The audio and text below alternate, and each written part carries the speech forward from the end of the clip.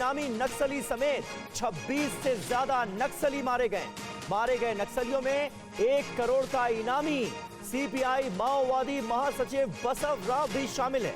आपको बता दें कि छत्तीसगढ़ के नारायणपुर में ऑपरेशन में ये नक्सली ढेर किए गए हैं। टॉप 3 नक्सली कमांडर में से एक था बसव राव, जो कि इस ऑपरेशन में मारा गया।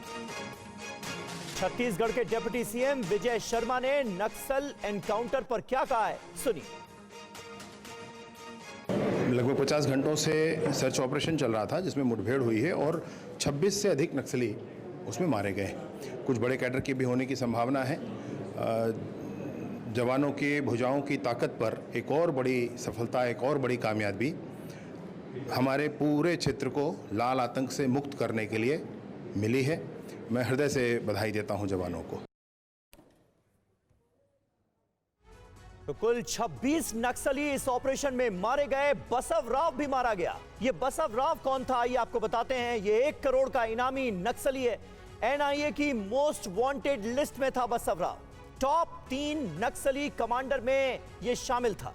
सीपीआई माओवादी का ये महासचिव था।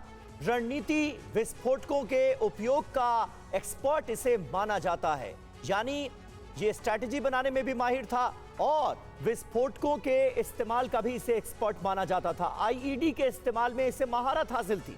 गुरिल्ला वॉर का एक बड़ा चेहरा था बसव राव, जो कि इस ऑपरेशन में मारा गया है। आमोद राय हमारे सहयोगी इस वक्त हमारे साथ जुड़ चुके हैं। आमोद, निश्चित तौर पर लाल आतंक के खिलाफ एक बड़ा ऑपरेशन और टॉप 3 नक्सली कमांडर में से एक बसव राव का मारा जाना निश्चित तौर पर एक बड़ी कामयाबी। निश्चित तौर पे कह सकते हैं समीर, देखिए ये एक बहुत बड़ी कामयाबी है अर्धसैनिक बलों के लिए, जो लगातार प्रयास कर रहे हैं कि वहां से कैसे एलिमिनेट किया जाए सारे नक्सल जो मुहिम छेड़ने वाले लोग हैं उनको। और अब एक तरह से छत्तीसगढ़ के नारायणपुर में जो आज घटना घटी है, जो आतंकवाद, जो उग्रवादियों को, जो नक्सलियों को सुरक्षा बलों ने घेरा हुआ था, आज उस पर जो हमला हुआ उसमें तकरीबन 30 नक्सली मारे गए हैं। 26 से वो संख्या बढ़कर अब 30 हो गई है। और बसव राज अपने आप में एक बहुत बड़ा नाम है।